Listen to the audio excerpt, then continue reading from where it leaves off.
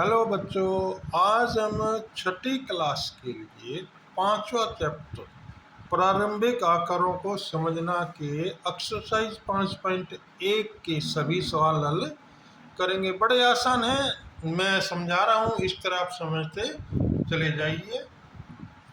प्रश्न नंबर 1 है, रेखाखंड की तुलना केवल देखकर करने में क्या हानि है। केवल देखकर तुलना करने से तुलना में त्रुटि हो सकती है। बहुत कम अंतर वाले रेखाखंडों की तुलना केवल देखकर नहीं की जा सकती, यानी जिनमें थोड़ा अंतर है ना, जिनकी लंबाई में, उसको हम नहीं कर सकते। प्रश्न नंबर 2 है, एक रेखाखंड की लंबाई मापने के लिए रूलर की अपेक्षा डिवाइडर का प्रयोग करना क्यों अधिक अच्छा है। देखिए भाई, एक रूलर की तुलना में डिवाइडर का उपयोग करना बेहतर होगा, क्योंकि रूलर की मोटाई, जो फुटा होता है ना, उसकी मोटाई उसकी लंबाई को सही मापने में कठिनाई का कारण बन सकती है, जबकि डिवाइडर सटीक माप देता है, यानी बिल्कुल सही तरीके से माप हो सकता है। रेखाखंड ए बी खींचिए। ए और बी के बीच स्थित कोई बिंदु सी लीजिए। ए बी, बी सी और सी ए की लंबाई मापिए। क्या ए बी बराबर ए सी जमा सी बी है। देखते हुए हमने ए बी एक लाइन खींच ली है, ये 6.5 सेंटीमीटर है। ए सी हमने 3 सेंटीमीटर काटी है और सी बी हमने 3.5। देखो भाई, ए बी बराबर क्या हो गया, ए सी जमा सी बी।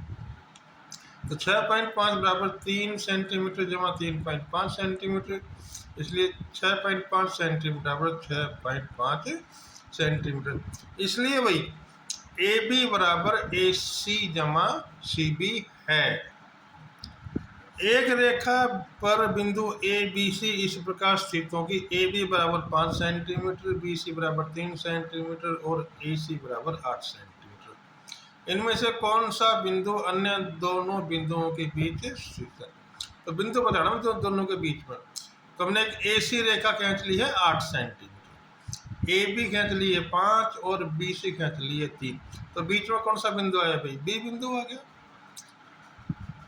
ए सी इसकी सबसे बड़ी लंबी रेखा है और बी एक वह बिंदु है जो ए सी के बीच स्थित है। जांच कीजिए कि संलग्न आकृति में डी रेखाखंड ए जी का मध्य बिंदु है। तो भाई ए से डी तक जाते हैं तो ये 3 सेंटीमीटर, 3 बिंदु है भाई ए से डी तक, और डी से जी तक जाएंगे तो भी 3 बिंदु है, जो 1, 2 और 3। तो डी जी बराबर 3 बिंदु, इसलिए ए डी बराबर डी जी, क्योंकि दोनों 3-3 बिंदु के दूरी पर हैं, इसलिए डी मध्य बिंदु है।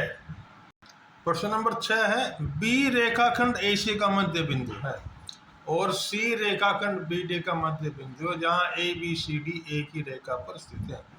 बताइए ए बी बराबर सी डी क्यों है। बी इस ए सी का मध्य बिंदु है, इसलिए ए बी बराबर बी सी, यानी बीच में तो ये और ये दोनों आपस में बराबर होंगे। इसी प्रकार सी इस बी डी का मध्य बिंदु है, तो बी सी बराबर सी डी होगा। इसका समीकरण नंबर 2 पहले वाले का 1। अब इनकी तुलना करेंगे भाई, तो बी सी से बी सी कट जाएगी, तो ए बी बराबर सी डी, ये हमने सिद्ध करना था, सिद्ध हो गया है। 5 त्रिभुज खींचिए और उनकी भुजाओं को मापिए। प्रत्येक स्थिति में जांच कीजिए कि 2 भुजाओं की लंबाइयों का योग तीसरी भुजा की लंबाई से सदैव बड़ा होता है। हाँ, ये सत्य है कि 2 भुजाओं की लंबाई का योग हमेशा तीसरी भुजा से बड़ा होता है। 5 त्रिभुजों में से हम एक त्रिभुज लेते हैं। ये त्रिभुज ले लिए, इसकी एक भुजा 17 सेंटीमीटर, दूसरी 15 और तीसरी 8 सेंटीमीटर। अब 2 भुजाओं यानी 17 और 15 का जोड़ किससे बड़ा होना चाहिए, 8 से। तो जोड़ कर लेते हैं, 32 बड़ा है 8 से, ठीक है। अब हम 17 और 8 ले लेते हैं, ये 2 भुजा ले लेते हैं, इनका जोड़ 15 से बड़ा होना चाहिए। इनका जोड़ कर लेते हैं, 17 और 8 25, 25 बड़ा है 15 से, ये भी ठीक है।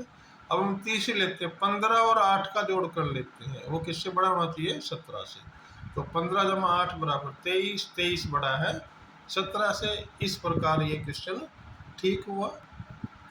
बारी बारी त्रिभुज लेके हम सभी त्रिभुजों में सिद्ध कर सकते हैं कि दूसरी भुजा, दो भुजाओं का जोड़ तीसरी भुजा से हमेशा बड़ा होता है।